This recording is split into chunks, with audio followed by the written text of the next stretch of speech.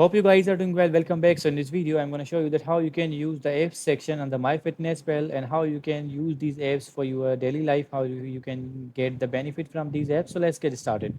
So first of all, what we have to do simply we have to click on this app section, and after that, if you want to go to the app gallery or if you want to go to the mobile section, you can also go to the mobile section.